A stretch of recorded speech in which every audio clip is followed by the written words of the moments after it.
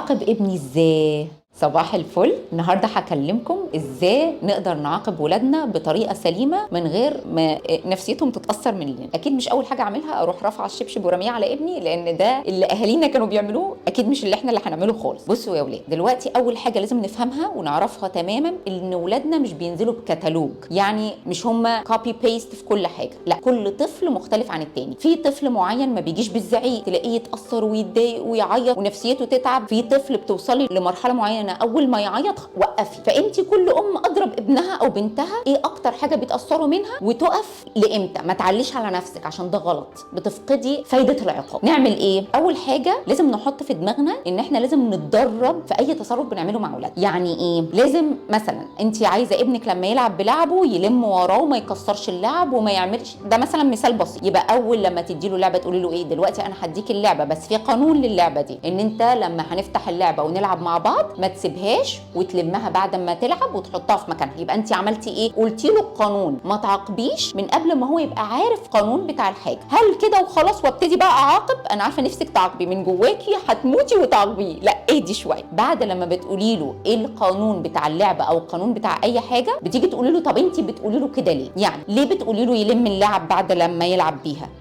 ايه يعني عايزه ايه؟ فانت تيجي تقولي له عشان ما فيش حاجه مثلا منها تضيع، عشان ما حدش يدوس عليها وتتكسر وما تعرفش تلعب بيها تاني. تديله السبب انت بتمنعيه من الموضوع ده ليه. ليه بتقولي له ما يطلعش على الترابيزه؟ علشان يا حبيبي انت لو وقعت ممكن تتعور، ممكن نروح المستشفى. تديله امثله زي ما احنا قلنا ومتفقين من الاول، احنا ولادنا فيجوال ليرنرز، يعني لما يشوفوا الحاجه بيتعلموا اسرع. فاحنا ممكن، بس بلاش الحته الشريره، اهدوا، ممكن نوريهم فيديو صغير عن ولد مثلا اتعور وازاي راح للدكتور وقد ايه مامته كانت خايفه عليه. فانا مش عايزاك تبقى في الموقف ده، من غير ما تكبري الموضوع، لان هو مصيره يتعور، فانا مش عايزاه برده يبقى من جواه خايفه ان هو يتعور او يتاذى. بعد كده بتعملي ايه؟ يبقى احنا قلنا ايه القانون بتاعنا، قلنا القانون ده ليه. ثالث حاجه بقى جينا بقى للحته السسبنس بتاعتهم. نعمل ايه لو هم عرفوا القانون وعرفوا احنا بنقول لا ليه وبرده عملوا الغلط اللي احنا قلنا لهم عليه لا؟ اول حاجه بتبصي له وبتعدي من 1 ل5 وبتقولي له لو ما صلحش الحاجه الغلط اللي عملها دي او ما قالش سوري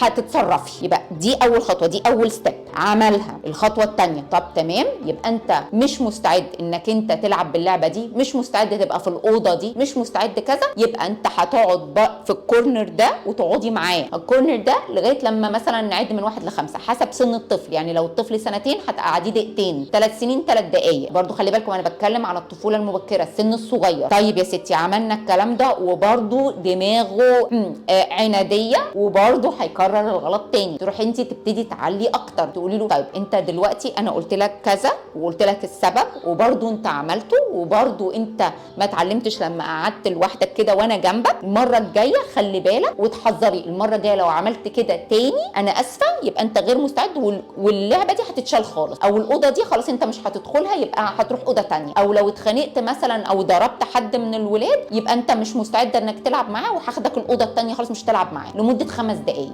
مش لطول اليوم. ما تطوليش مده العقاب لانه بيفقد هويته، ما بيبقاش ليه تاثير. في حاجه تانية، ان احنا كل دلوقتي اهو بنعلي، تمام؟ يبقى اول حاجه بنحطه في كرسي، تاني حاجه بنمنع منه الحاجه اللي احنا قلناها له، سواء بقى اللعبه سواء المكان اللي فيه مع صاحبه او صاحبه نفسه. تالت حاجه بتبتدي تعملي ايه، بس خلي بالك ده يعني هو كرر الغلط في نفس اليوم، بتبتدي تقولي له ايه، طب تمام انت مش انت عايز كذا كذا كذا، طب النهارده احنا كنا ناويين ننزل مثلا نروح النادي او كذا كذا، مفيش مروح النهارده النادي، بس تلتزمي باللي انت بتقوليه وما تخليش حته ان هو يقول سوري خلاص كده الموضوع خلص. يعني ممكن يقول سوري اول مره وتتقبليها ومفيش مشاكل، بس لازم يبقى عارف معناها. يعني ما ينفعش كل مره يقول لك فيها سوري وتقولي له خلاص، لازم يبقى فاهم قيمه الكلمه دي ومعناها ايه. هل بقى ان انا هعلي تاني ايه؟ لا، دي اكتر حاجه هقدر اعلي عليها. ما ينفعش باي حال من الاحوال انك انت تضربي. انا عارفه ان ساعات بيبقى الواحد مش قادر وعايز يمسك الولد منهم ويبص يخبط راسه في الحيط، بس معلش انت محتاجه انك انت تهدي.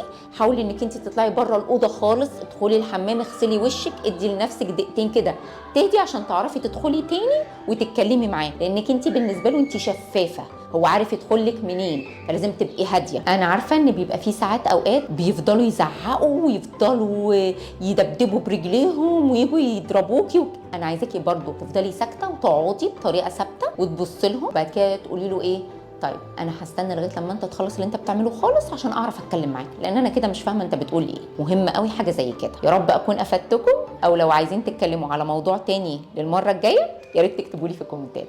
باي باي.